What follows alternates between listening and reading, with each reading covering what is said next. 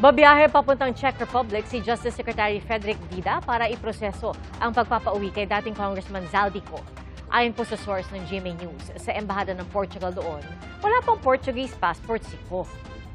Ating saksihan. Limitado ang impormasyon tungkol sa pagkakaaresto kay Zaldico sa Prague, sa Czech Republic. Ni walang litrato o dokumento na magpapakita nito. Pero pagtitiyak ni Justice Secretary Frederick Vida, I do confirm na doon sa kustodiya ng Czech authorities si Congressman Zaldico. Nagsimula na ang proseso natin, no, ng gobyerno ng Pilipinas para siya ay mapabalik. May rule kasi sila, no, na sa European Union may data privacy po.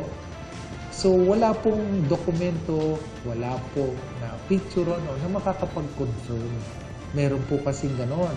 They would neither confirm or deny on all these matters. So ginagalang po natin yung palang mga prosesong ito at mga rules na ganito. pero may isang detalyeng naibahagi si Vida. May kasama raw si Ko noong maaresto. Ang masasabi ko sa inyo, may kasama siyang isa, Pilipino, pero walang arrest warrant. Lalaki. But it's not confirmed if it's a family member. I cannot confirm. I'm not sure. At ayaw pong mag-speculate ng impormasyon. Sa tanong kung ano ang katunayan na naaresto nga talaga si Ko, sabi ni Vida, may komunikasyon raw ang Czech Republic sa iba't ibang bansa at sa PCTC tungkol sa dating kongresista. Meron ding mga abiso. Kasi nung siya ay nakuha sa kustodiya ng Czech Republic, nagpa-abiso sa iba't ibang bansa, nagpa-abiso sa atin na kumbaga parang ganito yung abiso, simpleng abiso eh. Kilala niyo ho ba itong taong to? Baka meron siyang pananagutan sa bansa niyo, ay ipag-alam niyo sa amin. Next indication is the fact that I'm going there. Diba?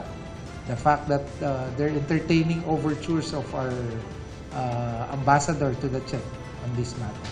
Ngayong linggong ito raw nakatakdang bumiyahe papuntang Czech Republic si Vida kasama ang kinatawan ng Philippine Center on Transnational Crime o PCTC. Ikinakasa na rin daw ng Philippine Embassy doon ang pulong sa Ministry of Justice ng naturang bansa. Kung pahihintulutan ng Czech Republic, susubukan daw ni Secretary Vida na makita ng personal si Ko kapag nasa Prague na. Hindi raw niya masabi kung gaano katagal ang magiging proseso, pero may ilang pamamaraan daw silang nakikita para mapabalik sa bansa si Ko. Pinakamabilis na paraan daw ang deportation. Makakatulong rin daw ang pagiging signatory ng Pilipinas at Czech sa United Nations Convention Against Corruption. At ang anyay magandang samahan ng Pilipinas at Czech Republic. Batid daw ng gobyerno na may mga hakbang na maaaring gawin si Ko para malabanan ang pagpapabalik sa kanya sa Pilipinas. Pero giit ng DOJ, kukontrahin nila ito lalo't dapat daw nitong harapin ang mga kaso dito sa Pilipinas. Ito ay hindi papayagan ng gobyerno ng Pilipinas. Mananalo tayo dito. May babalik natin ang akusadong si former Congressman Zaldico. Ayon sa source ng GMA News sa Embassy ng Portugal sa Czech Republic, walang Portuguese passport si Ko. Nang mabanggit daw sa news reports ang Portugal, tinignan daw nila sa kanilang civil registry kung may pangalan doon si Zaldico. Pero wala silang nakita. Ang civil registry ay listahan ng mga national nila na may passport.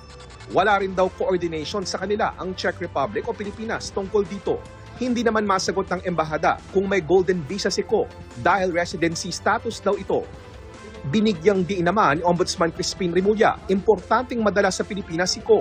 Sa ngayon, itinuturing siyang fugitive from justice. Itong pagkahuli sa kanya ay kinakailangan ma-convert natin into our jurisdiction yung kanyang tao.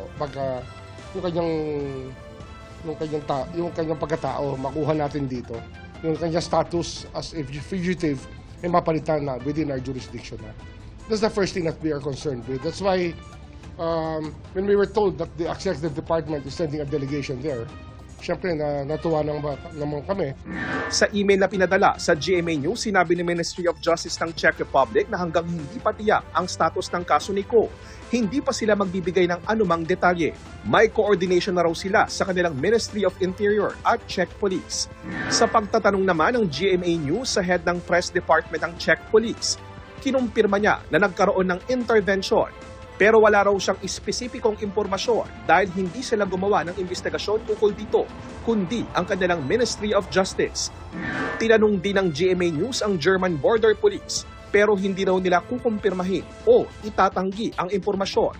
Hindi raw sila pwedeng magkomento sa mga individual na kaso dahil sa data protection at personal rights. Ako po si JP Soriano, ang inyong saksi.